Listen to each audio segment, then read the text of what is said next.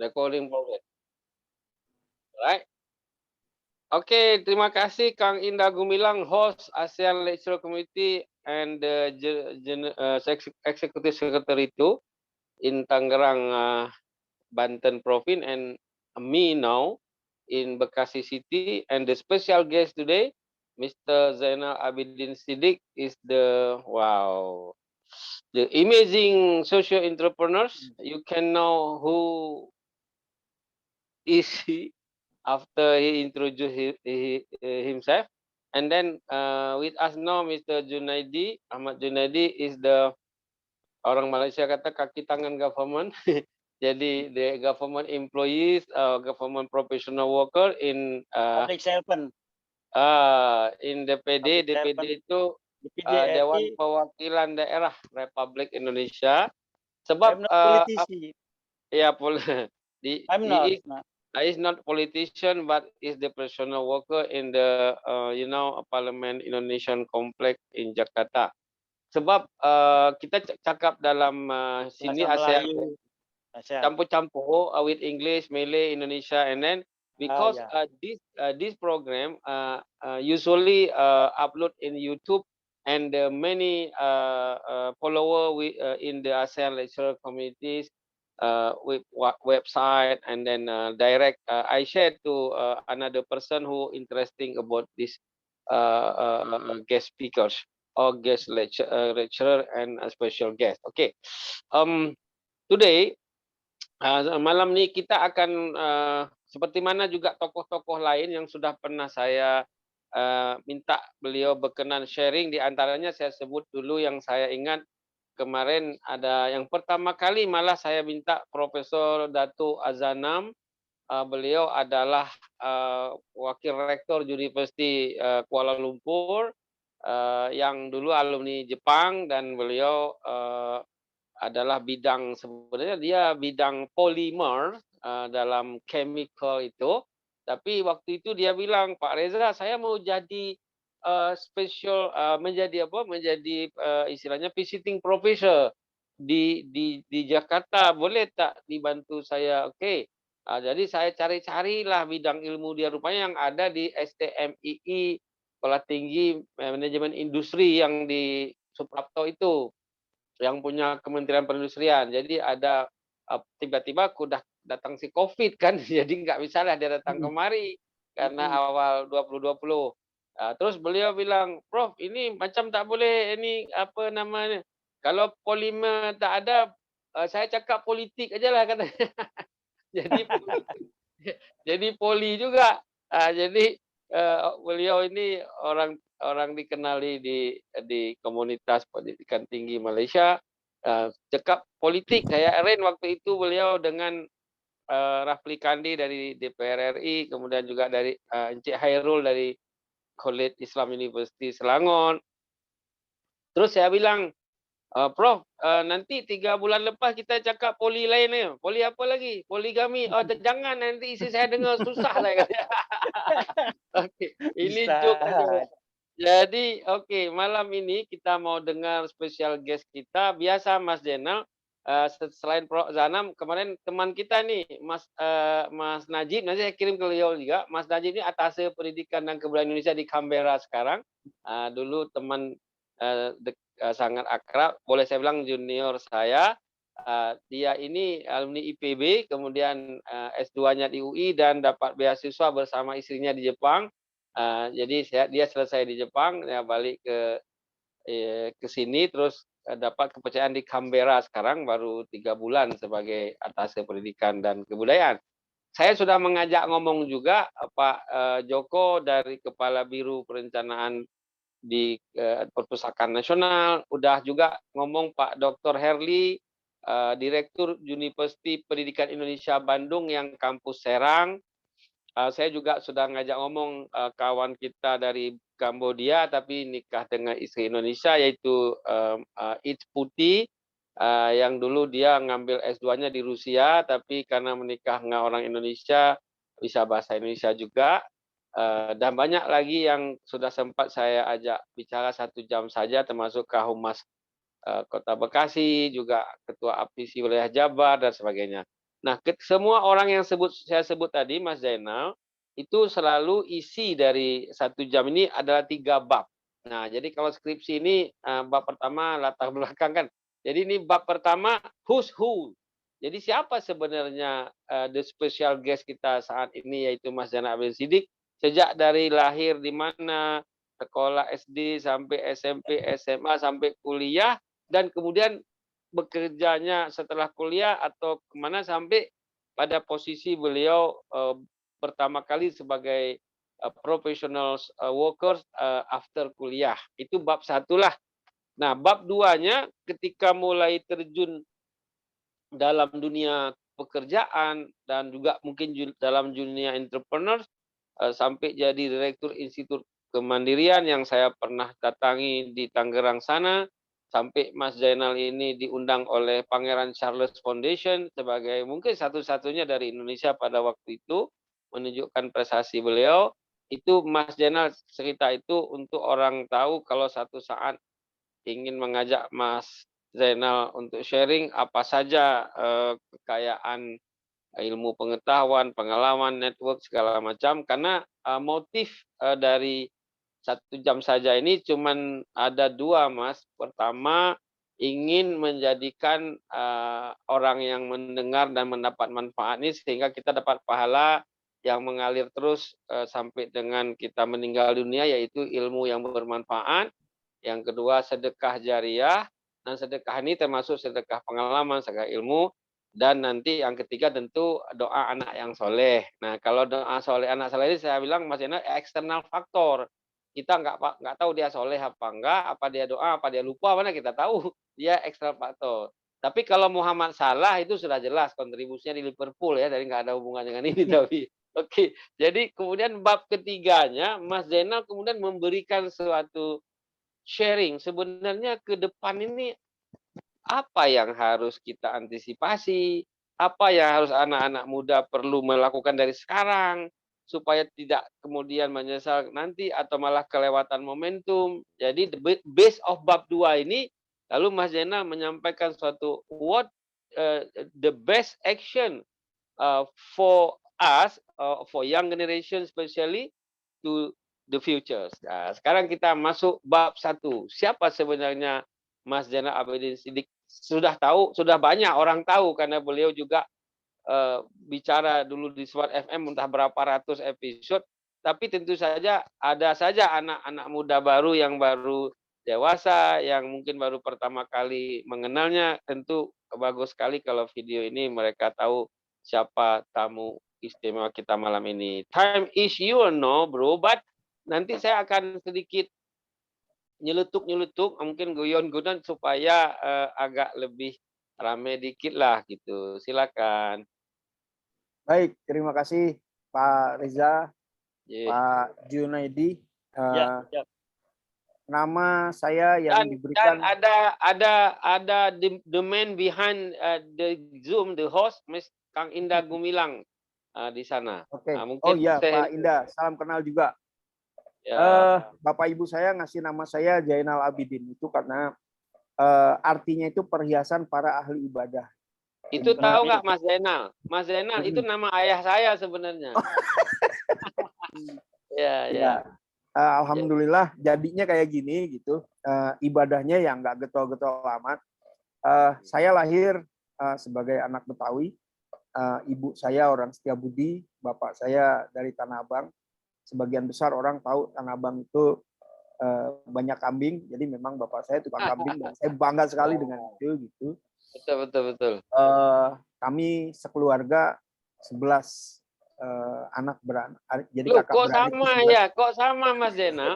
Saya 11 juga. Nama ayah saya betul-betul Zainal Abidin. Saya nomor 7. Jadi sebenarnya nama saya yang benar T. Syahrul Raza, bukan Reza sebenarnya. Raza itu Ra itu nama ibu saya, Rawiyah. ZA itu nama ayah saya Zainal Abidin. Jadi waktu saya bekerja pertama kali dibuat kartu nama oleh perusahaan bukan Raza karena jarang orang ada Reza ditulis. Jadi ketika dilihat, waduh kok nama saya jadi Reza.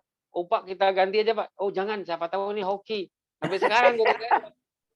Anak saya namanya Riza. Anak saya Oh. namanya Riza, ibunya Utari, bapaknya Zainal. Oh, kalau Ya. gitu itu dia calon wagub baru ya, ya sama namanya Riza Patria.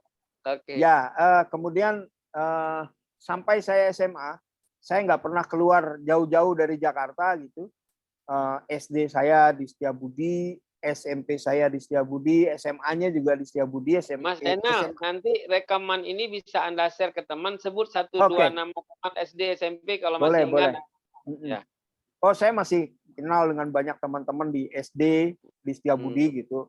Rosdiana, Dian, Lucy, dan sebagainya, Aldo, Pogo, Nadi, saya masih ingat. Dan masih kontak sampai hari ini. Wah, Kemudian keren. SMP-nya juga di SMP 33, Pak Jun, di Iya, betul. Kalimun. Nah, SMP 33. Gang Sumbing dulu namanya. Ya, betul. Saya punya banyak teman lah sampai hari ini juga kami masih kontak. Anom Kalisno, kemudian Tahun Ari. berapa lulus, Pak? Tahun berapa? Saya lulus 84. Kemudian SMP itu. lulus 84, saya masuk SMA 3 di Setiabudi. Oh, Itu juga katanya sekolah artis gitu. Saya nggak jadi artis sih. Tapi saya punya banyak teman-teman lah di sana. Itu yang dekat Setiabudi 1 itu ya, Mas, sekolahnya? Betul, iya. Kenapa saya itu kan tahu? kompleks Saya sekolah. berkantor di situ, Mas. Berkantor dekat Polsek. Kami di situ ada sekretariat Taman Iskandar Muda, Paguyuban Oh Masyarakat. iya, FOBA. FOBA. Namanya Itu FOBA, ya. Tahu nggak FOBA, Mas Junaidi, apa itu? apa? Itu FOBA itu singkatan dari Front untuk Bantuan Aceh.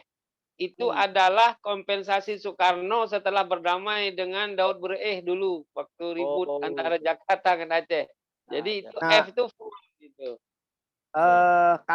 kakak ipar saya itu ngajinya di situ, Ustadz Wafiuddin. Jadi sekarang ya nggak jauh-jauh lah, akhirnya dunia kan sempit juga. Oke. Nah, lulus SMA, saya kemudian milih, kata bapak saya, kalau kamu mau berhasil, kamu mesti hijrah. Jadi akhirnya saya kuliahnya milih jauh dari Jakarta. Akhirnya dapatnya di Purwokerto gitu. Saya kuliah peternakan. Universitas Sudirman. Universitas Jenderal Sudirman di Fakultas Peternakan. Alhamdulillah saya lulus kayaknya belum sampai 4 tahun gitu. IP karena sudah masuk SKS dulu kan waktu kelas. Iya. Kalau SKS cepat, 4 tahun deh. Alhamdulillah bisa cum laude. Kemudian saya lulus tuh kalau nggak salah dulu punya gelar 4 gitu. Lulusnya lulus terbaik karena IP saya paling tinggi, kemudian lulus paling cepat dalam satu angkatan, karena satu angkatan tuh lulus pertamanya saya gitu. Kemudian saya lulus juga paling muda, karena memang pada waktu itu di antara lulusan yang lain saya paling muda. Kemudian yang keempat mungkin rada-rada narsis, saya lulus terpopuler. Karena sebelum lulus saya jadi mahasiswa teladan se-Indonesia nomor 1. Wow, berarti ngalahin saya. Tahun 91. Saya mahasiswa teladan se-Jogja doang, se-Indonesia. Oke. Jadi se-Indonesia tahun 91 alhamdulillah. Nah, habis itu karir saya nggak di bidang peternakan, saya banyak meniti karir dari bawah gitu.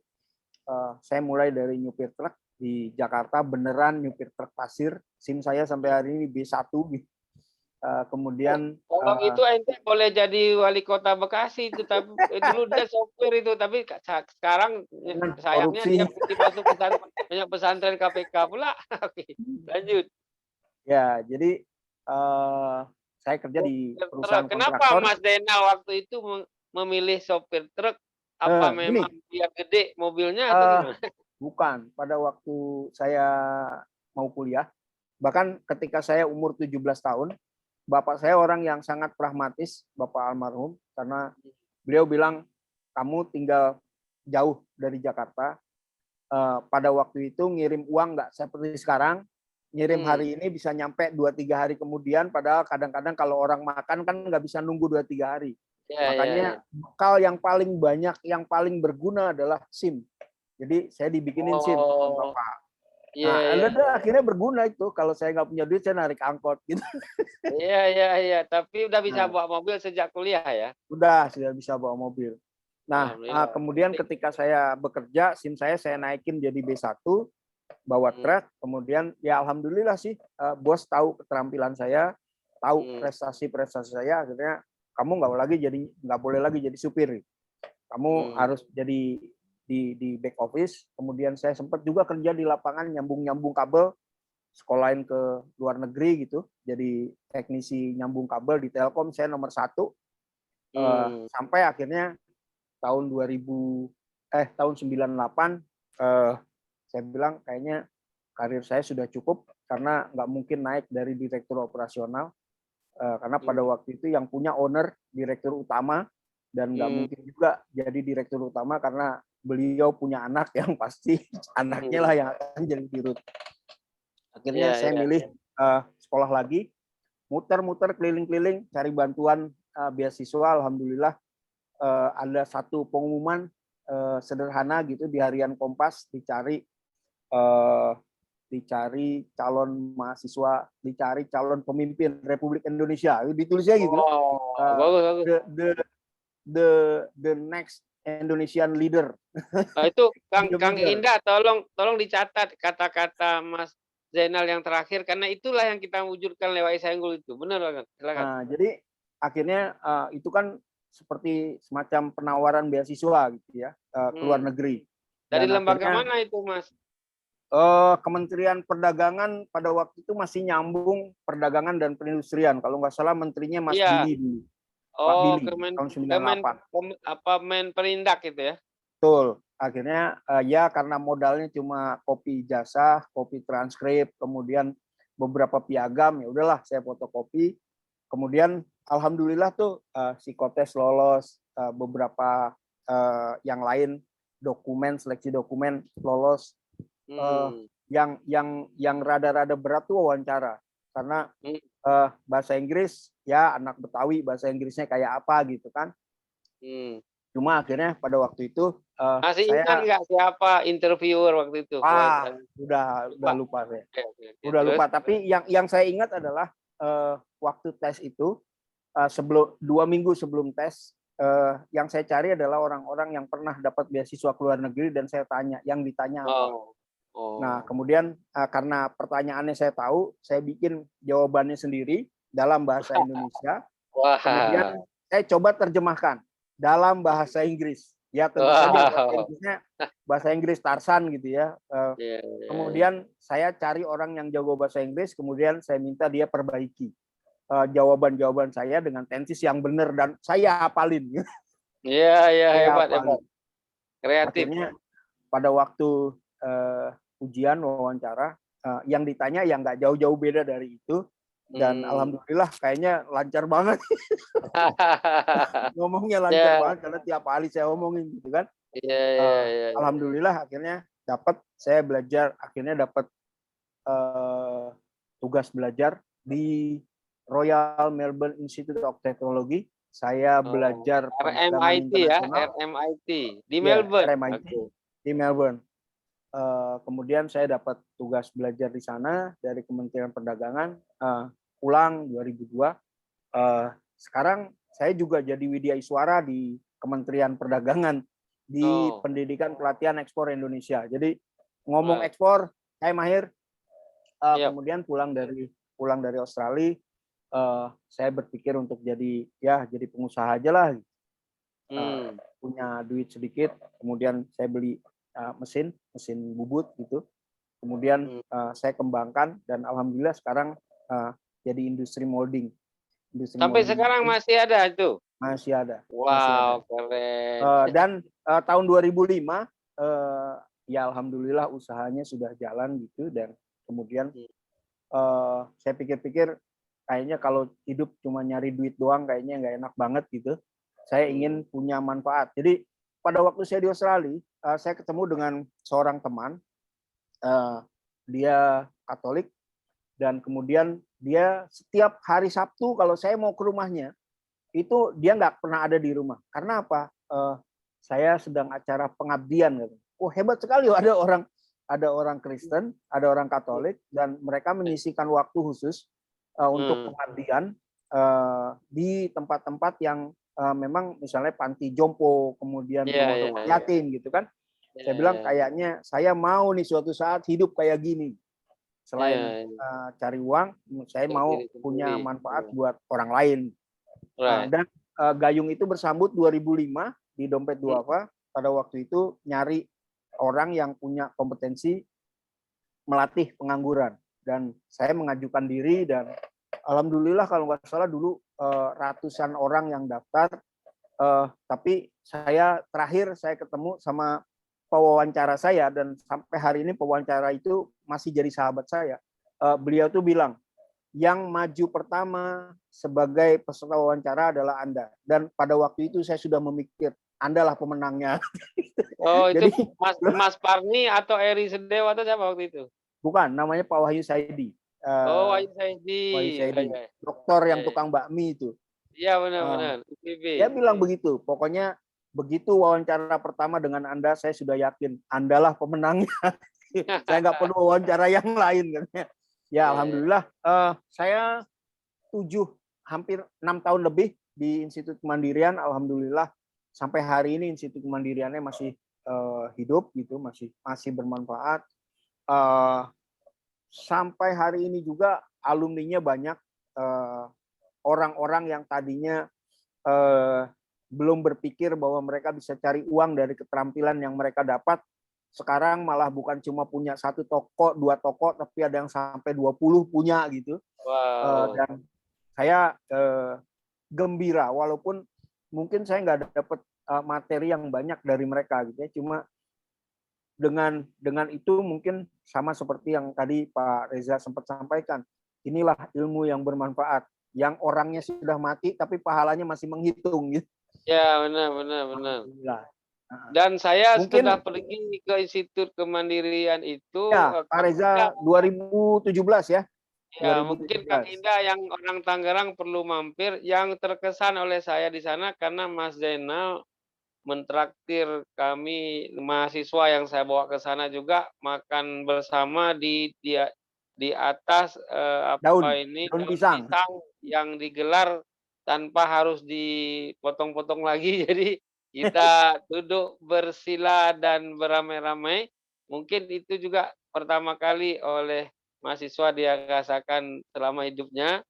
Nah, jadi Kang Indah, nanti mampir tuh di Villa Ilhami ya, apa namanya itu? Ya, Villa Ilhami.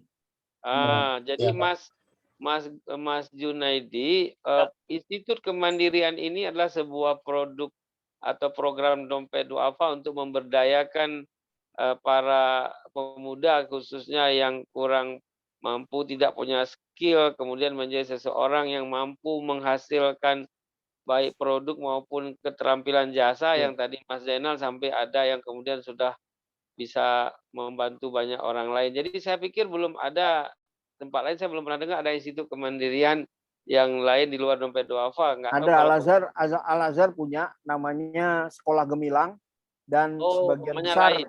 Gurunya itu dari Institut Kemandirian karena gini.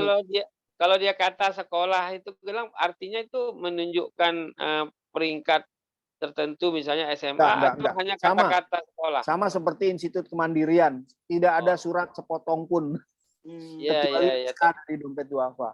Tapi gini, kenapa kami mau berbagi ke Sekolah Gemilang gitu mengenai konsep, karena di mana mereka di mana Sekolah Gemilang itu, Mas Zainal? Di Tangerang, ada juga di Bogor, di Bogor.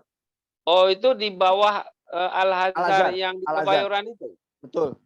Oh, oke. Iya, karena pada waktu itu saya bilang urusan pengangguran itu bukan cuma tugas Institut Kemandirian atau Dompet Duafa, ini tugas kita semua. Jadi Anda mau contek konsep kami, monggo silahkan. Taruh orang, 2 orang, 3 orang, magang di tempat kita 2-3 bulan.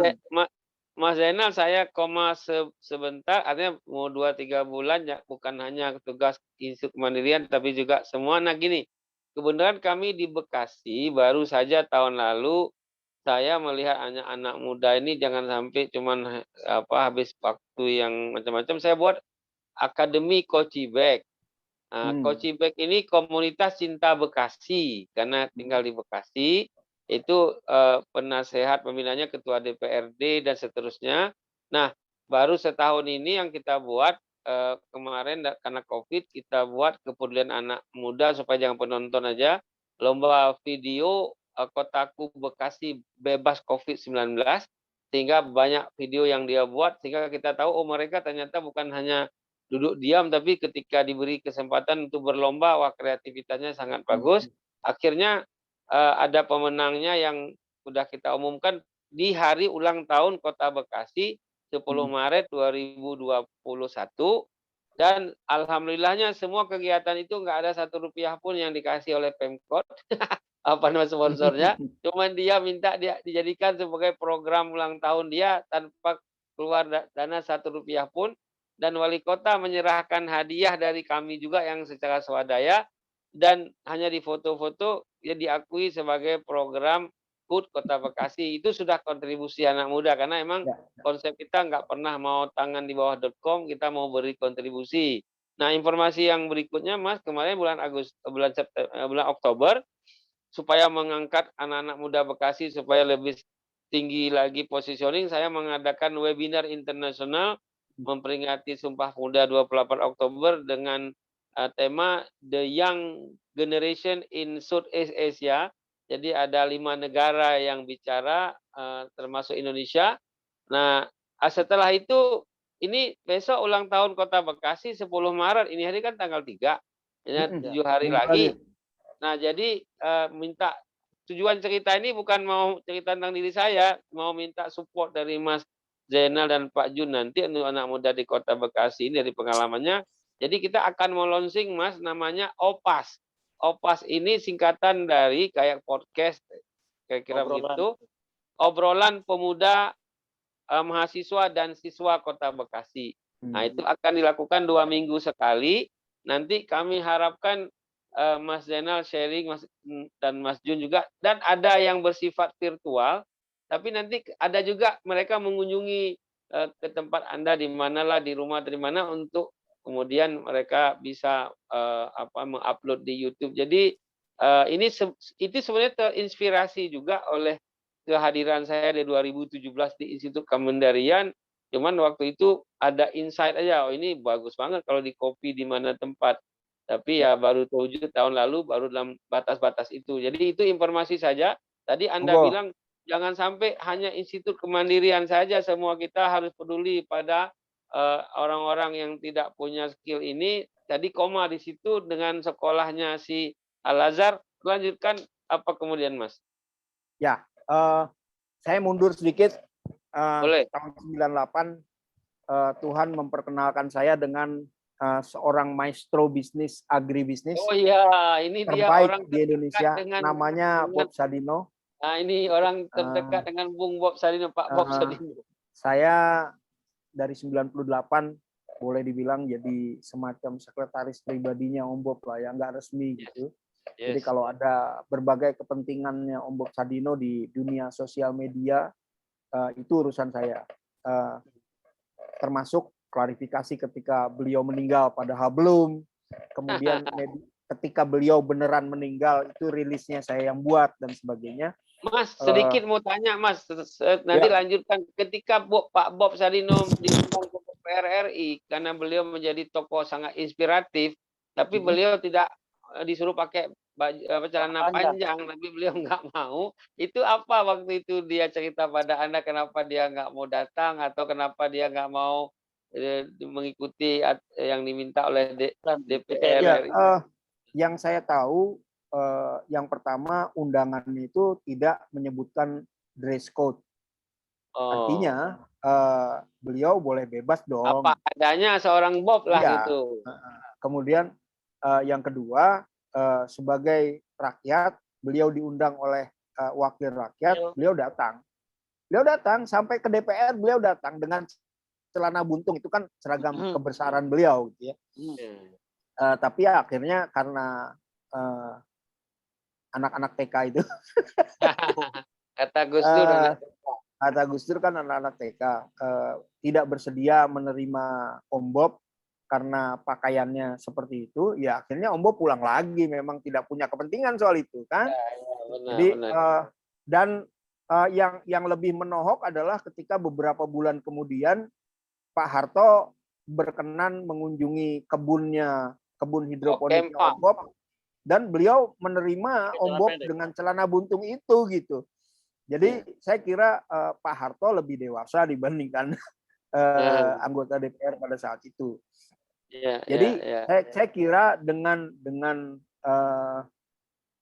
kejadian itu, saya kira Om Bob memang menempatkan posisinya ya seperti Mas dia Zainal, ada. ada pertanyaan. Dulu pernah saya tanya, udah Masnya jawab, tapi ini karena waktu itu nanya manual, sekarang kan virtual bisa di-share. Ada orang nanya, Pak Bob itu gimana sholatnya ya? Kan pakai celana pendek. Nanti Mas Zainal menjawab orang yang terdekat dengan dia salah satunya. Ya. Yang kedua, saya pernah 2 kali membawa mahasiswa ke Kemcik sana, ke Kemang, Jakarta Selatan, untuk beliau beri sharing. Jadi beliau orangnya kan memang begitulah. Terus ditanya, ini mahasiswa Pak Reza ya? Ya Om, kita dibawa untuk belajar. Ngapain kamu mau jadi Keluar mahasiswanya aja. ini, katanya gitu kan. Kamu ini nggak usah kuliah aja lagi, langsung aja besok nggak usah masuk kelas, katanya. Ini orang cuma ngajar teori, Pak Reza ini nggak ngerti. Jadi malah dosennya yang digojolokin mahasiswa. Jadi saya suka. Jadi sehingga begitulah kampus-kampus ketika ngundang Pak Bob Sadino, maka rektor-rektor, dekan-dekan, Mas Jun, dan Kaprodi yang Goblok-goblokin ya. itu digoblokin kan dia. Ngapain lu kuliah kalau mau jadi pengusaha? Ini orang nggak ada yang ngerti, cuma teori tok. Di situ masalahnya. Lama-lama kampus nggak mau ngundang lagi karena disuruh. Kapok. Kata Mas Ya. Jana, memang sengaja Pak Reza biar nggak diundang tuh, capek dia kalau nggak memenuhi undangan gimana. Kalau dipenuhi malah gitu-gitu. Oke, lanjut Mas. Ya. Ya, saya kira memang Om adalah buat saya itu orang yang sangat inspiratif. Gitu. Beliau mengatakan bahwa menjadi pengusaha itu tempatnya bukan di sekolah, karena pengusaha itu kalau memang beneran mau jadi pengusaha, tempatnya di jalanan, belajarnya di jalanan gitu. Ya, Kalau mau jadi ilmuwan pengusaha, nah kalau mau jadi ilmuwan pengusaha, datanglah ke kampus. Tapi kalau beneran mau jadi pengusaha, berhenti hari ini, belajar di jalan. Jadi dan saya kira beneran gitu ya. Dan saya walaupun mungkin tidak se-ekstrim beliau harus berhenti itu kuliah karena pengalaman gitu ya, beliau menjual telur dengan ayam itu ya. Betul. Jadi kalau saya sih merasa itu hanya pancingan buat para mahasiswa. Berani nggak mereka turun ke jalan untuk jualan, untuk menawarkan produknya dan sebagainya. Ya, untuk beneran jadi pebisnis. Dan saya kira ideologi celana buntungnya Om Bob itu bukan cuma di DPR. Saya pernah menerima undangan dari sebuah masjid paling besar mungkin di Jakarta Utara yang jadi Islamic Center hari ini. Oh ya, di Koja. Beliau pengundangnya itu sampai ngasih tahu dress code-nya, kalau bisa Om pakai sarung boleh nggak? Bahkan beliau bilang kalau memang gue disuruh pakai sarung mendingan gue nggak datang, katanya gitu. Nah, terkait dengan Om sholat atau enggak? Ini Mas, jadi Mas Zainal sampai tadi di perusahaan yang udah sampai ke direktur operasi karena nggak mungkin dirut karena itu perusahaan family. Kemudian Mas Zainal masuk Institut Kemandirian, kemudian kenapa terkonek dengan Pak Bob ini ketika itu ya? Enggak, saya kenal dengan beliau itu 98. 98 ketika saya berhenti bekerja. Jadi kemudian saya jadi semacam sekretaris pribadi buat Om Bob. Dan saya mau jawab soal beliau sholat apa enggak. Saya pastikan beliau sholat, beliau Muslim. Cuma memang mungkin cara sholatnya enggak seperti kita-kita. Misalnya bahkan ketika kami di Jepang, kita di Korea dan sebagainya, beliau bangun lebih pagi dari kita dan beliau sholat sebelum subuh, dan saya pikir ya mungkin itu tahajud gitu ya. Dan beliau pakai sarung dengan duduk gitu. Dan bahkan sehari-hari ya saya nggak bisa menyalahkan bahwa itu salah gitu ya. Walaupun ideologi saya bilang itu salah. Karena apa? Yang namanya orang menggabungkan sholat itu kan karena ada uzur, karena dalam perjalanan dan sebagainya. Beliau itu sholat zuhur sama asar digabung. Iya. anytime, anytime kapan saja. Kemudian maghrib sama isya juga digabung. Karena musafir kali dia di luar. Beliau menganggapnya musafir. Dan saya bilang ya masih bagus lah mau sholat gitu. Silakan aja lah ideologinya. Ya. Dan yang saya sangat suka karena menjelang beliau meninggal mungkin 2 tahun atau 3 tahun, beliau udah nggak lagi ngerokok, beliau udah nggak lagi minum wine gitu, bir juga, alhamdulillah udah nggak. Saya sih bersyukurnya itu aja di akhirnya. Kemudian ketika saya mau sekolah itu, saya sekolah tahun 2000, saya datang ke Om, saya mau sekolah dulu ke luar negeri, saya dapat beasiswa. Dan beliau bilang, nggak bilang, ngapain lu kuliah? Enggak. Beliau bilang, buat kamu, apapun pilihannya, itu yang terbaik. Berangkat.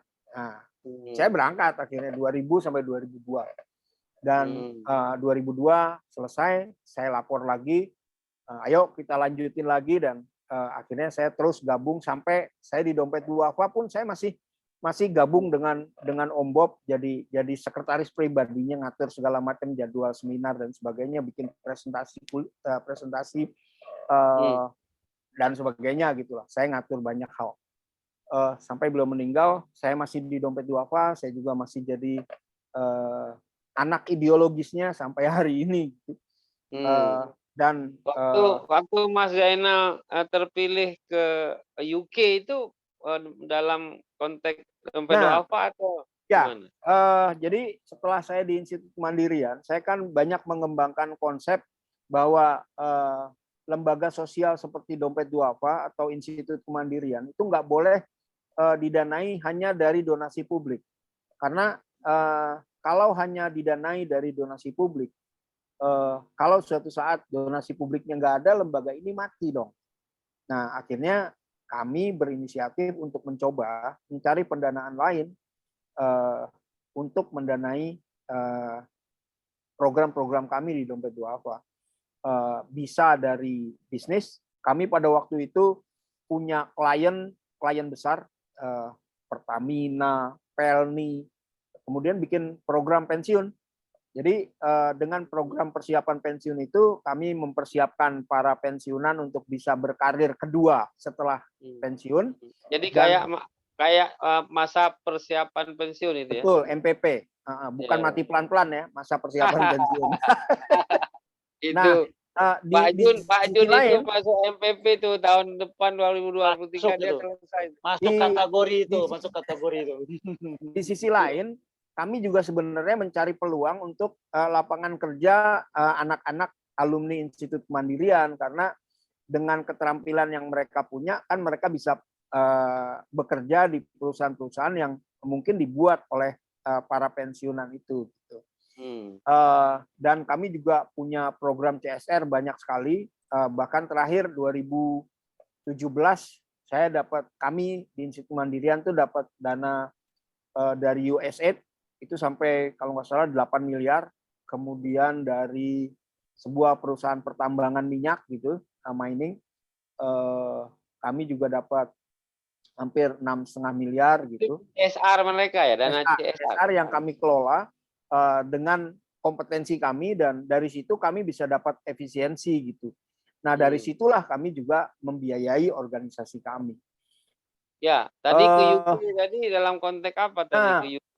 Karena aktivitas kami sebagai social enterprise di Indonesia, dan itu dianggap karena bukan cuma menghasilkan juta, tapi menghasilkan miliar gitu. Kami akhirnya disorot lah sama British Council. Saya 2 kali ke Inggris, salah satunya saya bicara di parlemen untuk mengemukakan konsep-konsep pengembangan masyarakat yang dilakukan oleh Dompet Duafa maupun Institut Kemandirian. Jadi pada waktu itu tentu saja karena kami sudah jadi mitranya British Council, saya bantu British Council untuk mengarus utamakan social enterprise atau perusahaan-perusahaan sosial di Indonesia. Bisnis Akhirnya, konsel untuk harus utamakan. Oke, koma sebentar, Mas Jun atau Mas Zainal, kalau mau minum pun nggak apa-apa, kita kan ngobrol aja. Oke. Jadi Iya, iya. silakan. santai. Oke. Karena saya saya mau Saya samping mau minum, tanya boleh? boleh. Monggo Pak Jun, silakan. Saya sambil mau makan keripik ya, sorry ya. Ya, Institut Kemandirian, kalau misalnya nanti Mas Jenal perlu mempublish sedikit, tolong aja sampaikan ke saya beberapa yang kaitannya dengan apa sih yang dimaksud Institut Kemandirian. Bagaimana perkembangan sekarang dan bagaimana sampai tadi Yuki tadi memperhatikan kemandirian ini.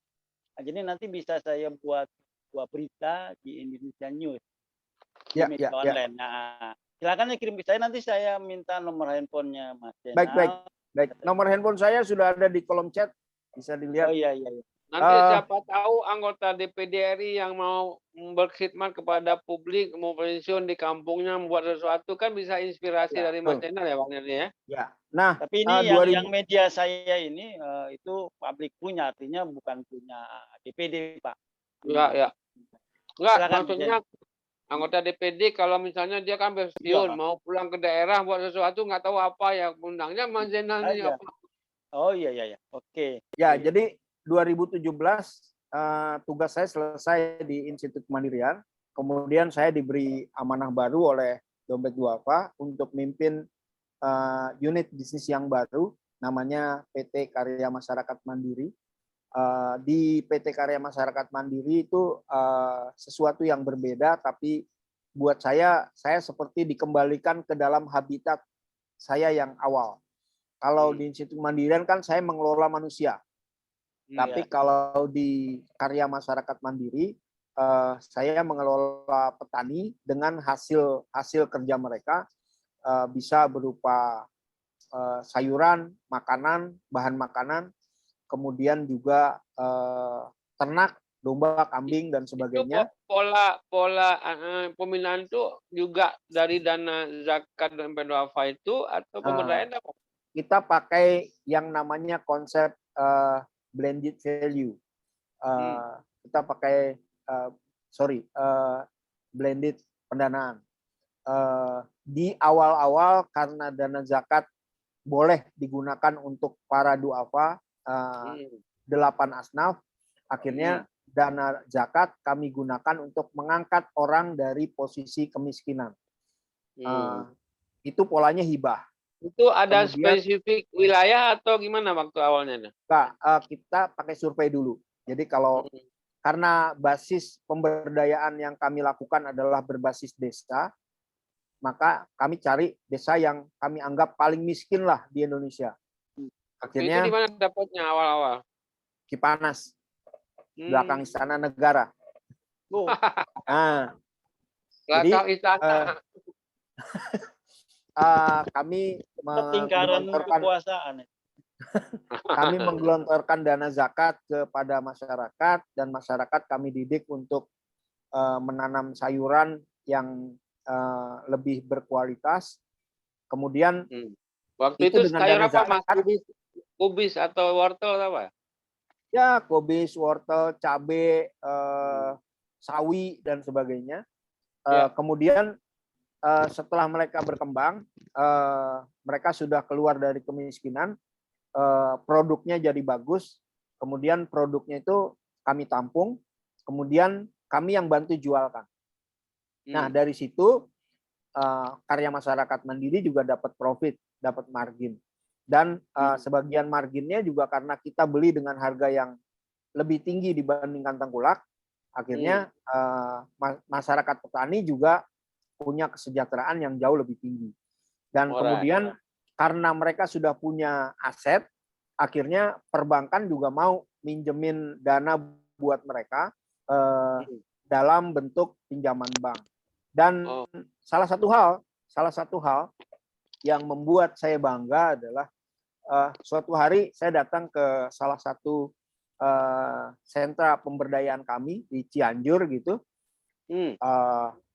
Saya datang ke sana, begitu masuk desa, saya lihat ada satu plang tanah mau dijual, luasnya sekitar 2 hektar. Kemudian sama petani-petani di Cianjur sana saya tanya, itu tanah siapa, itu 2 hektar mau dijual.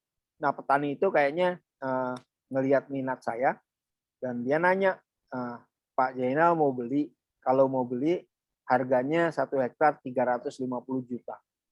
Jadi 2 hektar itu ya 700 juta, paling kalau kurang-kurang dikit mungkin 25 masih dapat gitu. Jadi akhirnya jadilah harga itu 675 juta. Tapi si petani ini bilang sama saya, ketua kelompok taninya bilang gini, kalau Pak Zainal berniat untuk membeli tanah itu, saya cuma kasih waktu 6 bulan kalau mau beli. Begitu waktu 6 bulan lewat, saya yang beli tanahnya. Seorang petani yang dulunya miskin, tiba-tiba ngomong begitu di depan saya bilang sombong kali orang ini gitu. Tapi beneran 6 bulan saya nggak datang ke sana, dibeli itu tanah, Pak. Dibeli. Jadi saya bilang ini orang hebat, artinya dulunya mereka nggak mengerti soal bagaimana mengelola keuangan, sekarang mereka udah bisa bikin prediksi dalam 6 bulan mereka punya duit 700 juta, kan hebat. Itu yang bikin saya bangga lah dengan para petani yang kami berdayakan gitu, dan akhirnya jadi sesuatu yang timbal balik. Kami memberdayakan petani di awal, tapi berikutnya petani memberikan kami penghasilan yang lebih tinggi dari jualan sayur yang organik, jualan melon, buah-buahan dan sebagainya. Kami dapat yang kualitas premium dari mereka. Oke, tadi Mas Jun sudah saya beri kesempatan nanya. Kayaknya Kang Indah iri hati juga kalau nggak diberikan. Indah mau tanya sesuatu tak sebelum Mas Zainal melanjutkan ke babak ketiga nih? Apa Mas Indah? Apakah Anda di stasiun kah atau Anda sudah pergi ke toilet? Halo bro. Lagi menyimak. Oh masih. Ya, ada yang mau ditanya nggak 1-2 kata oleh Bapak dosen lektor ini? Silakan, Kang Indah. Belum. Oh, belum. Saya lanjut ke karir saya, karena Pak Reza ceburin saya jadi dosen di STAY tahun 2016 kalau nggak salah pada waktu itu. Gara-gara jadi dosen di STAY, kemudian ada seorang teman di Oh ya, biar teman-teman tahu, saya kenal Mas Zainal nih gara-gara dia ngoceh terus tiap habis subuh di FM. Tadi saya minta nomornya dengan teman saya di FM, baru kemudian saya undang beliau makan gado-gado boplo dengan Profesor Dato Azmi Nur gitu ya. Oke, lanjut. Kemudian ada seorang teman juga, karena saya punya nomor induk dosen nasional, akhirnya beliau ngajak saya juga, yuk ngajar di Prasya Mulia. Ngajar apa? Gitu. Kan udah biasa ngajar CSR, ayo ngajar CSR. Akhirnya saya dapat 1 jam aja. Jadi itu di kampus SD apa kampus Kemang? Kampus Cilandak. Karena ngajarnya S2. Cilandak kok Kemang ya, betul. Baru. Tapi nggak langsung terima begitu aja, karena pada waktu itu saya bilang, ngajarnya di mana? Ini magister manajemen. Saya Profesor Agus waktu itu direkturnya. Ya, Prof. Agus. Saya bilang, saya cuma MM loh. Oh iya, ngajarnya memang level MM, tapi Anda kan punya pengalaman. Ya ngajar aja dulu lah. Kalau oke lanjut.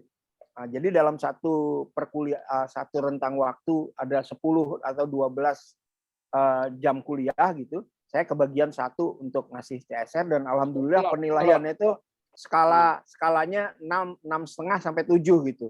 Dari skala maksimal 7. Ya berarti kan cara ngajar bagus lah gitu. Kalau Prasetya Mulia mengundang Anda itu bukan sembarangan, itu sana itu kan kampus pertama yang punya MBA di Jakarta selain IPI dan BPM. Betul. Akhirnya ya lanjutlah, dan sekarang mata kuliahnya karena CSR itu berkaitan dengan bisnis etik, akhirnya nama kuliahnya itu Business Ethics and CSR, tapi sekarang sudah berubah lagi jadi Business Ethics and Sustainability. Nah, dalam konteks keberlanjutan ini, saya juga punya ikut beberapa kursus lah, baik di UK dulu ketika belum pandemi saya ke sana gitu. Sekarang juga sesekali ikut kuliah online soal Enggak, dulu keberlanjutan. Anda diundang ke UK tadi, Mas Jun mau tahu itu karena Ya, apa itu? apa? Ya, yang pertama karena aktivitas saya di Institut Kemandirian, karena Itu tentu saja satu-satunya dari Indonesia atau gimana waktu itu ya? yang dari luar British Council cuma saya. Yang lain-lainnya itu dari British Council. Ini Mas, Dan saya lihat di handphone gara-gara ngomong Prasetya Mulia, saya ingat teman lama saya itu selain Prof. Agus, ada Dr. Rudi Handoko. Masih direktur apa dia? oh ya, masih ada. Tapi masih Oke. ngajar aja. Ada sekarang, Mas Setiawan Kusmulyono juga. Oke, silakan. oh ya, Setiawan Kusmulyono saya manggilnya aduh lupa. Tapi saya sering berinteraksi karena kita sering bicara juga soal social enterprise. Right. Kemudian yang kedua, karena saya juga banyak membantu proyek atau programnya British Council untuk diseminasi program social enterprise di Indonesia. Programnya namanya Active Citizen Social Enterprise, jadi ACSE. Kemudian juga ya saya ke Inggris bukan cuma British Council gitu. Saya juga ada kuliah di beberapa tempat. Termasuk juga ketika saya ke Amerika, saya belajar sustainability. Dan alhamdulillah sekarang ilmunya gara-gara itu saya diminta untuk jadi salah satu konsultan. Dan ini membuat saya bangga karena apa? Saya alumni Fakultas Peternakan, tapi kemudian saya adalah salah satu konsultan keberlanjutan untuk sebuah konsorsium perusahaan tambang yang mungkin terbesar di Indonesia. Kemudian juga ini sedang mengerjakan satu program keberlanjutan lagi untuk sebuah perusahaan yang menghasilkan buah-buahan kaleng mungkin terbesar bukan cuma di Indonesia, terbesar di dunia. Tapi perusahaan itu bergerak di Indonesia. Ya. Tapi karena Mas Zainal menyinggung-nyinggung buah-buahan, Anda ini kok di Facebook dulu selalu digelar kayak namanya juragan durian, ini apa hobi makan durian? Makan durian itu satu kemewahan buat kami ketika masih kecil gitu ya. Bapak tuh hobi kalau lagi punya duit dia bawa durian ke rumah gitu. Dan kami makan durian kapan saja, pagi, siang, sore dan sebagainya. Kadang-kadang habis subuh makan durian dan biasa saja. Tapi mungkin itu jalur hidup saya. Tahun 2020 ketika memasuki masa pandemi, ada seorang pejabat di satu kementerian di Indonesia itu cerita sama saya punya kebun durian 2 hektar, nggak keurus.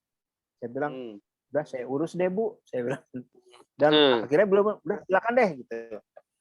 Dan ketika saya lihat di sana, itu kebun duriannya itu isinya bukan cuma durian lokal, isinya durian musangking, di mana kemudian tuh? durian di Tasik. Nantilah kalau panen saya ajak ke Tasik. Wow, keren. Jadi ajak juga ya Pak Zainal. Iya dong. Yang dengar Jadi boleh isinya itu musangking, durian bawor, montong lokal, ada petruk juga. Jadi wah saya kira ini udah lengkap lah saya bilang. Akhirnya saya kelola dan alhamdulillah itu sekarang dari 2 hektar luas lahan tanaman durian itu akan kita tingkatkan sampai 50 hektar. Wow. Tapi 50 hektar itu saya nggak ngeluarin duit sedikit pun. Wow. Saya pakai konsep social enterprise. Saya minta izin sama yang punya tanah. Saya bilang, saya minta izin untuk memperbanyak tanaman duriannya. Dan ini akan saya berikan cuma-cuma. Kira-kira konsepnya seperti anak muda sekarang kerjasama dengan petani padi untuk sosial media, foto Instagram macam kali ya? Enggak. Jadi saya tetap pakai pola konvensional. Saya minta izin sama pemilik kebun. Saya ingin memperbanyak tanaman durian yang memang kualitasnya sudah baik. Jadi saya bikin stek-stek untuk tanaman duriannya dan saya berikan gratis kepada semua masyarakat desa yang mau nanam durian seperti kami. Dan Oke, Mas Zainal, sebentar. Anda bilang memberikan plasma lah nanam durian. Tapi dulu saya ingat Mas Zainal ada bilang tentang bagaimana hasil belajar di UK atas undangan Pangeran Charles Foundation itu terkait dengan kota wisata itu, desa wisata. Saya gimana itu waktu itu? Saya lupa itu. Ya, sebentar. Saya tuntaskan dulu yang konsep durian. Silakan. Aku lupa. Jadi saya karena perbanyakannya sedang kita lakukan. Nanti kalau memang bibitnya sudah banyak, kita mau distribusikan bibit ini ke masyarakat desa siapapun yang mau, yang punya tanah yang cukup luas, dan nanti untuk program pemupukannya dibantu oleh dana desa. Kan dana desa itu lebih dari 1 miliar satu desa, dan itu harus diberdayakan untuk hal-hal yang produktif. Salah satunya ya tanam durian. Dan saya bilang kita akan bikin konsorsium durian di desa ini, saya bilang di Tasikmalaya. Nanti kita akan jual durian ini bersama, sehingga saya nggak mau jadi tengkulak. Kita akan bikin koperasi untuk jualan durian ini dengan harga yang sangat pantas untuk masyarakat Jakarta, dan hasilnya kita bagi-bagi sama rata semua, saya bilang. Dan masyarakat desa setuju, alhamdulillah. Konsep desa wisata, saya dengan British Council itu sudah diajak jalan-jalan kemana-mana. Saya sudah juga ke Tiongkok, saya ke Korea Utara, saya ke Korea, Jepang, Rusia, dan sebagainya. Untuk mempelajari konsep-konsep desa wisata dimanapun. Dan di Indonesia sekarang saya sedang mencoba untuk mengembangkan beberapa desa wisata dengan mempertimbangkan potensi-potensi yang dimiliki oleh desa.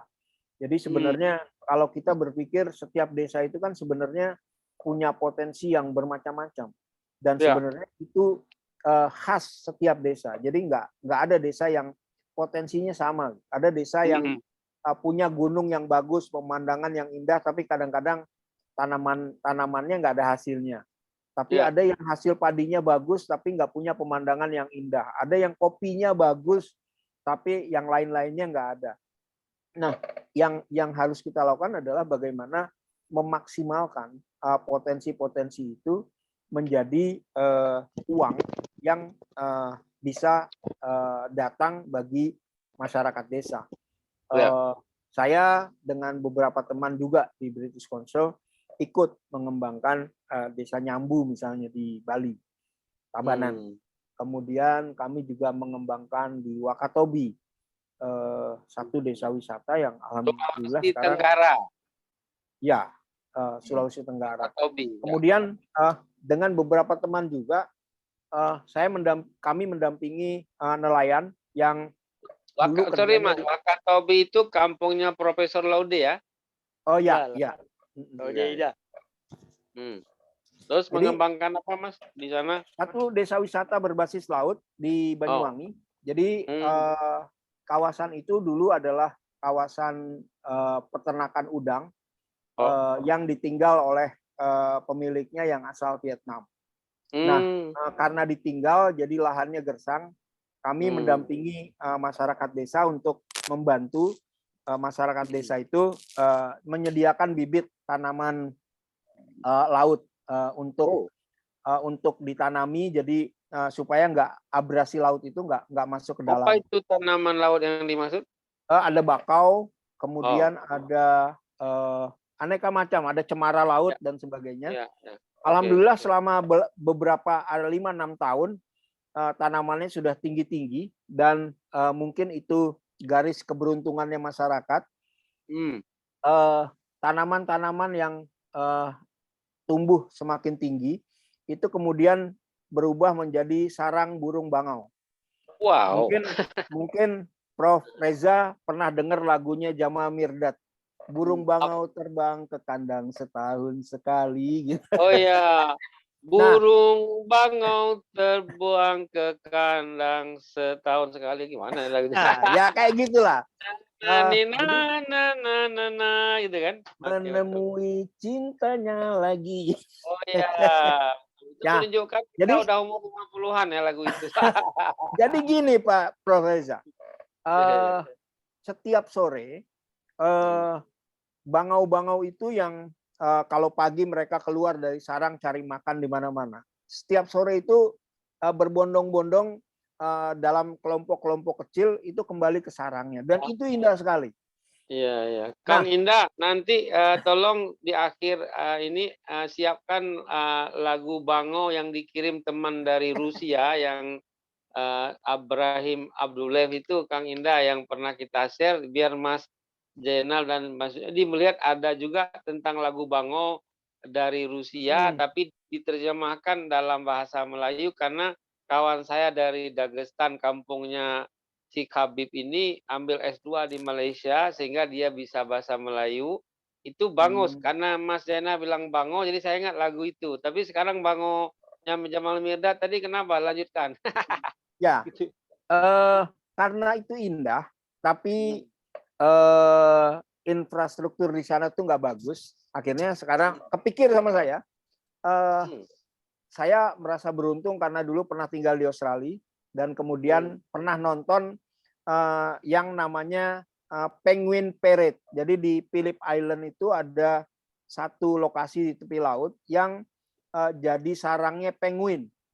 Jadi penguin itu kalau malam balik ke pinggir laut untuk ke sarangnya. Nah, itu jadi tontonan, ribuan orang setiap sore datang ke sana hanya untuk nonton penguin balik ke kandang mereka. Nah, saya kepikir bagaimana membuat tontonan seperti di Phillip Island itu di Banyuwangi, di lokasi itu. Jadi namanya mungkin nanti apakah Parade Bangau gitu ya atau apapun namanya. Tapi saya ingin lokasi itu jadi desa wisata yang Memang memberdayakan Banyuwangi masyarakat itu desa. kan salah satu kabupaten yang desa wisata itu sangat populer juga kan itu ya? Betul, betul. Karena memang wali bupatinya sangat kreatif di sana. Iya, iya, iya. Jadi Oh, yang ini sekarang yang digadang-gadang mau jadi di IKN itu, Mas, apa kemarin itu kayak kan anak apa siapa mau itu? mau diajukan jadi gubernur tapi kesandung gitu. Iya, iya, iya, iya. Nah, Edward Anak. akhirnya sekarang saya sedang melakukan penghimpunan dana, bikin crowdfunding untuk membiayai masyarakat sana. Mudah-mudahan suatu saat bisa terwujud Parade Bangau di Banyuwangi. Wow. Oke. Jadi kita mau masuk bab 3 ini kan kalau lihat jam udah 1 jam, tapi kita tambah 15 menit injury time. Apa ke depan yang harus dilihat dari potensi apa yang Mas Zainal sudah macam-macam ini untuk anak muda terutamanya, sehingga jangan sampai apa ya, opportunity yang begitu besar di negara ini tapi macam tak tampak di mata mereka. What you advise to the young generation future for the Indonesian welfare and silakan. Ya, terima kasih. Di perkuliahan terakhir dalam mata kuliah Business Ethics and Sustainability, saya memberikan satu topik khusus terkait dengan revolusi industri 4.0 yang akan kita masuki itu di 2024-2025. Tapi orang yang mengemukakan itu pun sekarang sudah mulai ragu karena apa? Ternyata ada percepatan gara-gara pandemi. Apa yang tadinya menjadi tanda-tanda revolusi industri 2024 itu, revolusi industri 4.0 bakal terjadi di 2024-2025, ternyata sudah terjadi di 2020. Kita kan kuliah, kemudian konferensi seperti ini pakai online, itu kan baru ketika pandemi diumumkan sama WHO. Sebelumnya kan kita maunya tatap muka. Walaupun cuma berdua, bertiga ya tatap muka gitu ya. Ini adalah ciri revolusi industri 4.0 yang sudah kita masuki. Dan saya mengemukakan soal peluang bisnis dan peluang kerja di era 2024-2025 nanti. Dan saya bilang, saya nggak ingin menakut-nakuti mereka dengan revolusi industri 4.0 karena apa? Memang betul ada pekerjaan-pekerjaan yang akan hilang dalam revolusi industri 4.0. Contoh sederhana apa?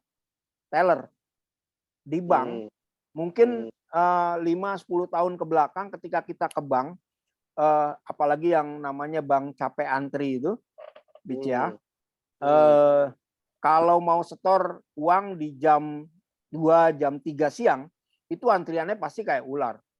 Karena yang mau antri banyak sekali. Tapi sekarang apa masih ada antrian-antrian panjang gitu orang mau setor uang? Nggak ada. Karena sebagian sudah bisa dilakukan di mesin. Dan antrian paling banyak itu bukan di teller sekarang, tapi di customer service. Artinya suatu saat nanti mungkin teller udah nggak ada. Karena sudah hilang fungsinya. Kemudian dokter. Anak saya medical doctor. Saya bilang sama dia, kalau hanya bertahan dengan dokter umum, saya bilang Anda nggak akan bisa bertahan, Anda nggak akan bisa bersaing. Kenapa? Karena posisi dokter umum sekarang sudah digantikan kok sama mesin yang namanya Halodoc, yang namanya aplikasi apapun, itu sekarang udah bisa nulis resep, resepnya diakui sama apotek, bisa beli obat. Tapi kalau mau beneran jadi dokter ya dia harus spesialis atau super spesialis. Kemudian posisi akuntan, saya bilang posisi akuntan nanti tinggal 23%. Karena sebagian kerjaan-kerjaan akuntansi itu sudah dilakukan sama aplikasi atau mesin. Kalau mau bertahan di dunia akuntansi, ya Anda harus masuk dalam akuntansi yang full cost accounting, bukan akuntansi yang kayak sekarang. Cuma ngitungin keuntungan atau ekonomi saja, sosial dan lingkungannya enggak. Harus masuk di sana. Dan saya bilang, kalau Anda mau terjun dunia bisnis, Anda nggak bisa lagi masuk ke dunia bisnis yang konvensional yang seperti rejim kita ketika revolusi industri. Ngerusak lingkungan boleh, menghasilkan keuntungan banyak sambil ngerusak lingkungan. Itu nggak akan bisa. Nanti akan ada pembatasan batu bara. Nanti akan ada pembatasan penggunaan bahan bakar asal fosil. Dan akan mulai dikembangkan teknologi-teknologi yang lebih ramah lingkungan dan terbarukan. Dari sinar matahari, dari air, mikrohidro, kemudian juga panas bumi. Kita harus masuk ke dalam industri-industri itu. Yang bersaingnya nggak lagi di Laut Merah, tapi kita bersaing di Laut Biru. Artinya nggak banyak pesaing. John Elkington sudah nulis satu buku, bukunya sekarang lagi digratisin yang online. Itu isinya peluang bisnis 11 triliun US dollar dari bisnis keberlanjutan, yang namanya keberlanjutan. Makanya kami di Prasya Mulia, salah satu bisnis yang kami dorong kepada para mahasiswa adalah bisnis keberlanjutan.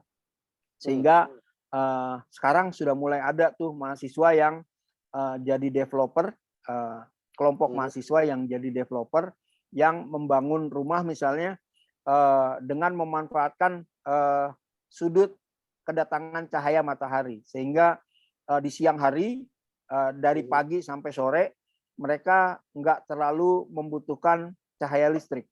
Dan kemudian atapnya itu dipasangi bukan dengan genteng, tapi dengan solar cell. Sehingga rumah itu sekarang dilistriki oleh listrik dari sinar matahari. Dan itu biayanya jauh lebih murah, biaya pemeliharaannya jauh lebih murah daripada kita pakai listrik PLN. Kemudian ada banyak hal sebenarnya. Misalnya sebenarnya Indonesia ini kan punya peluang jadi negara yang kaya. Itu bukan cuma saat ini loh. Kita punya minyak yang sebenarnya bisa membuat kita kaya raya. Tapi kita gagal memanfaatkan minyak itu. Kita ternyata Tuhan memberikan second chance. Dengan apa? Dengan nikel yang jumlahnya melimpah di Indonesia. Iya, Dan iya. saya sangat setuju ketika Presiden bilang jangan ekspor nikel dalam bentuk mentah. Iya, Jadi iya. Karena kita harus kata si ini Mas apa itu yang Sontoloyo itu memang nikel kita berbeda sih ininya, jenisnya cukup ini ya. iya, Apa jadi yang populer itu sekarang itu siapa itu yang di mana-mana dia diundang yang Cak Lontong. bukan, dia pernah digunakan keahliannya oleh intelijen Indonesia juga apa itu yang dia dulu awalnya terkenal dipanggil Sontoloyo karena pamannya dulu suka karena dia suka nanya hal-hal yang kritis akhirnya Sontoloyo jadi dia apa namanya diundang kemana-mana podcast Helmi Mahaya diundang oleh Gita Wirjawan saya populer banget dia punya podcast sendiri juga itu lupa saya namanya oke lanjut.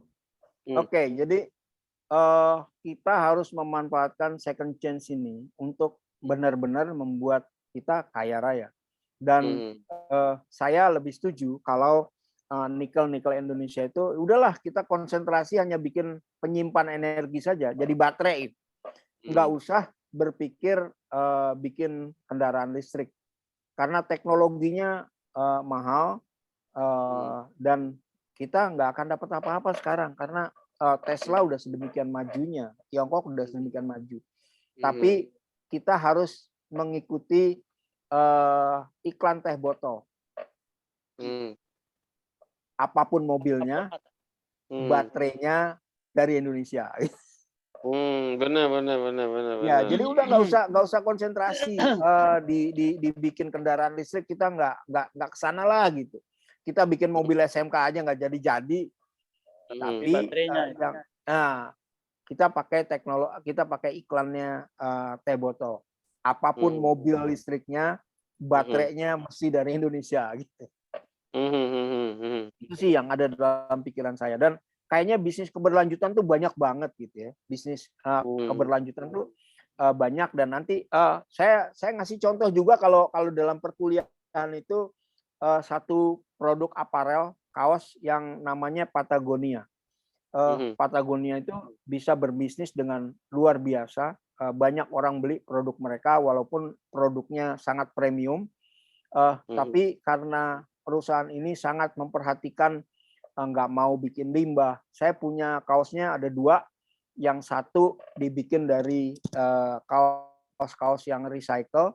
Yang satu lagi dibuat dari 4 botol air minum dalam kemasan yang dibuang-buang jadi limbah. Satu lagi saya punya satu kaos yang dibuat dari 4 botol air minum dalam kemasan yang diambil di Gunung Himalaya. Dan harganya mahal, tapi saya kira akan lebih baik dibandingkan kita pakai bahan-bahan yang memang ngerusak lingkungan. Dan saat itu ini yang tadi yang saya maksud apa Bosman Mardigu ya. Kalau saya bilang manusia ini adalah orang-orang yang pandai menggunakan data untuk menghantam orang lain tanpa mempedulikan data yang lain. Jadi data hanya untuk mendukung argumen dia. Sama dengan itu apa itu pengamat ekonomi kita pokoknya kalau dia ngomong semuanya data ini tapi datanya entah benar apa enggak tahu itu yang siapa saya itu kira yang mantan datanya benar tapi tidak semua dia ungkapkan. Ya, oke. Lanjut ke tadi Anda melihat ke depan itu perlu diantisipasi oleh generasi muda tapi sebenarnya generasi muda ke depan tuh dia personifikasi seperti apa yang mampu berselancar di lautan samudra seperti yang diharapkan oleh Mas Menteri kita, jangan hanya belajar teori berenang tapi tak pernah ke kolam renang atau berenangnya di kolam renang doang padahal yang dihadapi ombak samudra. Bagaimana ke depan anak muda kita harus anak muda kita seperti yang Mas Menteri nyatakan memang sudah mulai lebih banyak keluar daripada duduk di bangku kuliah. Artinya mereka harus lebih banyak praktek dan apa yang disebut sebagai merdeka belajar kan memang lebih banyak prakteknya dibandingkan menekuni buku-buku. Paling tidak mereka diberi kesempatan maksimum sampai 3 semester ingin mengeksplor apa. Betul. Dan sekarang kalau kita lihat di beberapa perusahaan yang bergerak di bidang digital, mereka udah nggak lagi membutuhkan sarjana kok. Biasanya kalau membutuhkan tenaga coding gitu, yang mereka lakukan adalah ngasih soal permasalahan di perusahaan kami seperti ini, coba selesaikan dalam bentuk kode-kode komputer. Dan kalau mereka bisa, ya mereka nggak dilihat ijazahnya apa, ya kerja. Dan saya juga lagi dampingi satu perusahaan yang ngajarin coding itu bukan kepada anak-anak kuliahan, tapi kepada anak-anak yang belum benar-benar fasih membaca. Umurnya masih 6 tahun. Tapi ternyata mereka anak-anak ini dengan kode-kode yang memang familiar di mata mereka, mereka bisa bikin game tuh dengan teknologi yang sederhana. Nah, dengan cara-cara gitu, apa enggak nanti 5 tahun, 10 tahun lagi mereka jadi hacker yang top?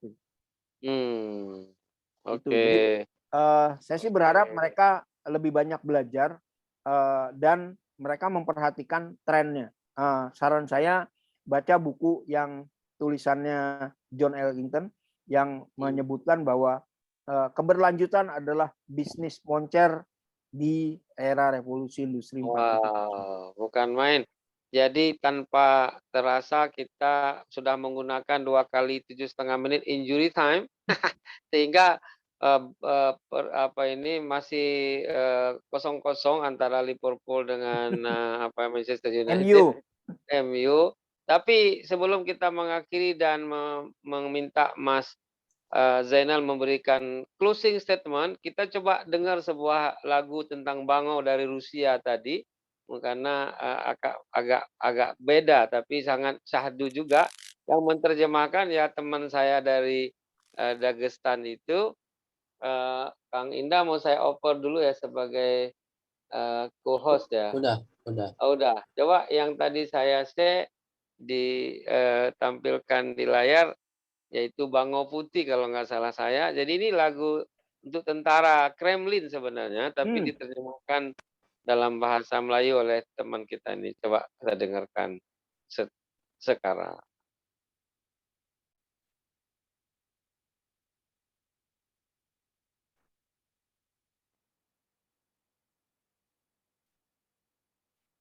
Wow, ya itu dia.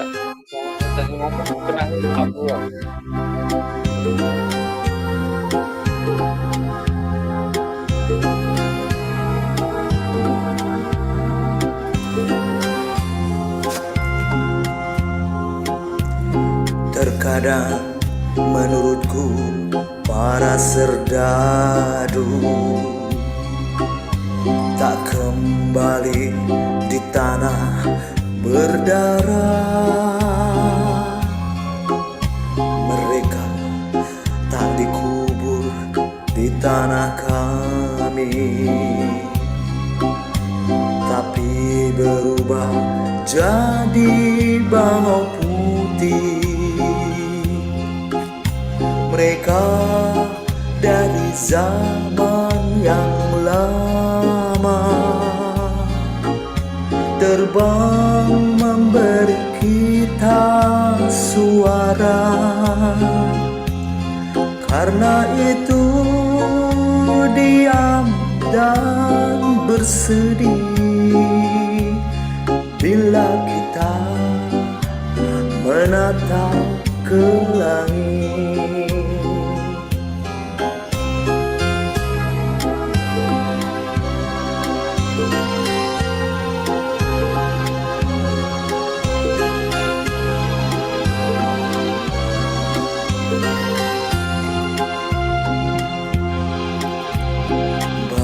Bangau terbang menempuh langit, lelah terbang di kabut ujung hari.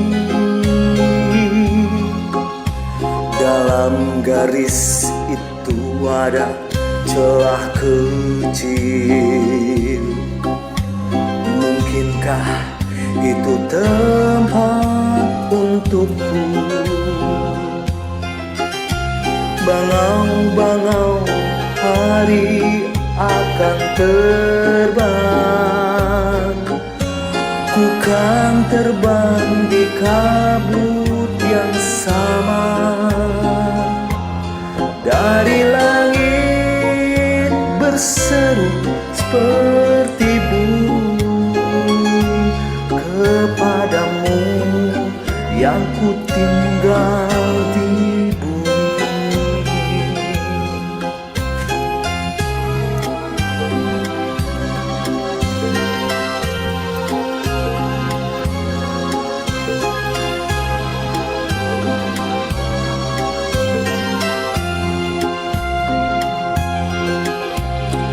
Kadang menurutku para serdadu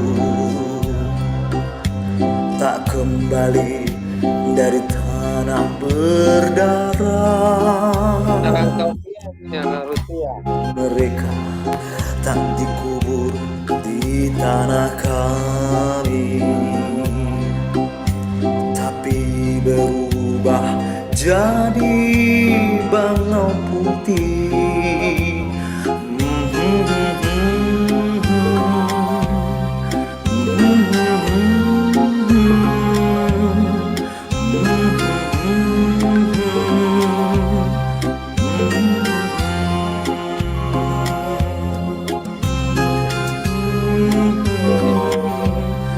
Lagu yang ditulis oleh kawan kita dari Dagestan, Rusia.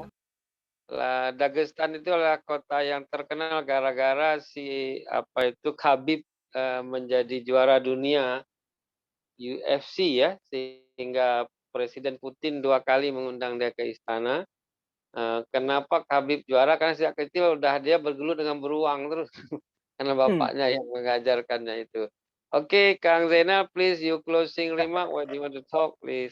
Ya. Baik, terima kasih Bung Karno di masa lalu pernah ngomong, berikan saya 10 pemuda, maka saya akan mampu mengubah dunia.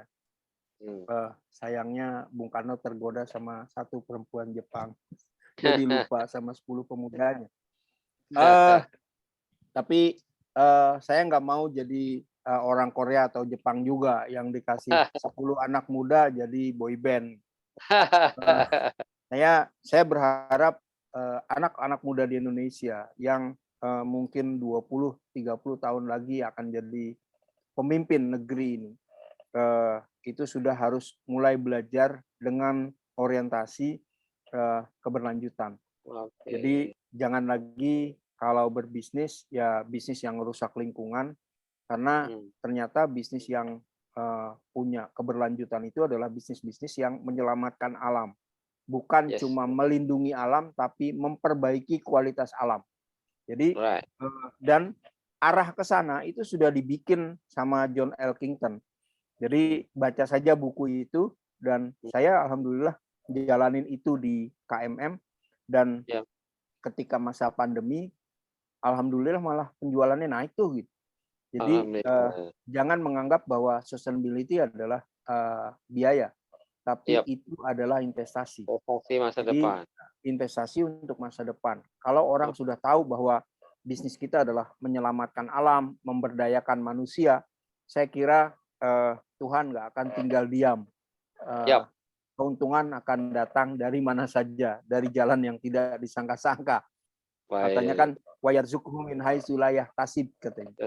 Mudah-mudahan itu yang terjadi. Terima kasih Mas Zainal. Sebelum saya close ada 7 menit, saya berbagi 5 menit untuk Pak Junaidi untuk menggunakan 5 menit. What do you want to comment about the word of the experience is our friend Mr. Zainal Abidin. Jadi nanti Pak Junaidi guna 5 menit, saya 2 menit untuk menutupnya. Silakan, what you comment Pak Junaidi? Oke, terima kasih Pak Reza. Pak Zainal ini termasuk orang yang unik. Uniknya apa?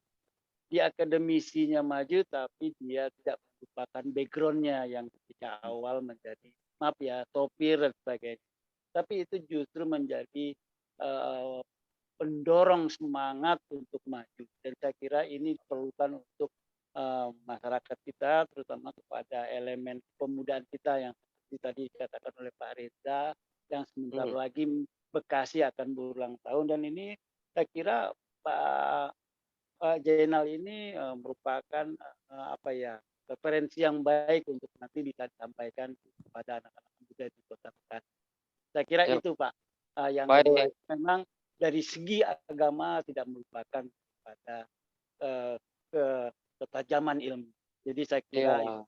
seorang akademisi yang baik dan termasuk juga berpikir maju. Saya kira itu Pak Zainal. Cuma Yes. saya minta terakhir dari Pak Zainal, kira-kira Terima kasih, Pak Jun. kelemahan daripada pemuda kita itu kira-kira apa? Karena tadi yang dikatakan Pak Reza, kita mau the next Indonesian leader kan gitu ya. Ya, ya. Jadi kira-kira apa di balik kemajuan-kemajuan ada kelemahan yang utama daripada pemuda. Pak, Mas Zainal akan menjawab. Yang penting jangan menambah kelemahan dengan jadi boy band. Satu Ya kata. betul. Silakan. Satu Makasih Pak. kata. Satu Ya, kata kelemahan anak muda Indonesia. ya. Cengeng. Kurang Cengeng. disiplin juga. Cuma Kurang itu aja. disiplin juga. Dia nggak tahan banting. Ya, Iya. Iya. ya. Cengeng, karena cengeng satu kali nyoba gagal berhenti dia. Penting. Kalau disiplin kan coba terus. Ya, Cuma jadi itu aja. dia Kalau maju. dia bisa mengobati penyakit itu, insya Allah dia akan berhasil. Wah. Kalian anak-anak muda Indonesia, terutama di Jabodetabek, kalau Anda ingin survive, coba balikkan statement Mas Zainal tadi, you Halo? are not cengeng generation, karena itu sangat Siap. membuat kalian menjadi lebay. Jadi thank you very much Pak Jun sudah berkenan bersama-sama, dan ternyata Anda juga orang-orang Kemayoran bersama Mas Zainal. Tapi Manggarai. karena tadi Manggarai. Tadi karena Pak Jun Manggarai sama meriwayat- Setiabudi itu tetanggaan. ya, Nah. karena Mas Junaidi tadi merewind modal dasar awal Mas Zainal adalah SIM untuk membawa truk. Maka saya jadi ingat untuk mengingatkan Kang Indah. Kang Indah tolong masukkan dalam 10 KPI kelas unggulan nasional, lulus dari itu mereka harus punya SIM juga. SIM truk. SIM. Jadi benar Mas Zainal, dulu saya selesai kuliah belum bisa bawa mobil. Jadi waktu kerja malah dikasih 2 mobil saya pada hari pertama kerja itu. Jadi 1 mobil untuk saya pakai ngantor, 1 untuk operasional. Waktu itu ada proyek di bekas kandang sapi Pak Harto yang dipindah ke Tapos, terus kemudian yang di Ciapusnya kami develop. Jadi saya sejak itu berpikir, tadi diingatkan oleh Mas Junaidi juga, bahwa mahasiswa yang kita akan garap di kelas Kunas nanti, mereka pun begitu selesai atau belum saya udah harus punya SIM dan mampu membawa kendaraan, karena dengan ada bisa kendaraan. Saya mencatat semua ini. Tuh, Ya, wah inilah Nah, hebatnya ini, karena Pak Juni selalu mendampingi anggota DPD dalam rapat-rapat komite-komite. Jadi beliau membuat report. Jadi kalau DPR itu komisi, kalau di DPD komite namanya. komite. Makanya komisinya sebelah sana lebih banyak. Banyak di DPR. Di DPD nggak ada komisi. Apalagi komisi 10%. Oke. Jangan lupa nomor HP-nya nanti bisa kirim ke saya. Nanti saya Terima share kasih. ke Mas Ya, Jun. terima kasih Pak Reza. Yang penting malam ini kita bertambah teman. Nanti saya tadi sudah WA Kang Irman Jaya, Kaprodi Fakultas Hukum Esa Unggul. Nanti kita akan berbincang lagi dalam topik yang berbeda. But we will to create the strong leaders, young generation Indonesia to the future. Terima Amin, kasih. insya Allah tercapai. Terima kasih Ya. semua. Sama-sama. Assalamualaikum warahmatullahi wabarakatuh. Enggak.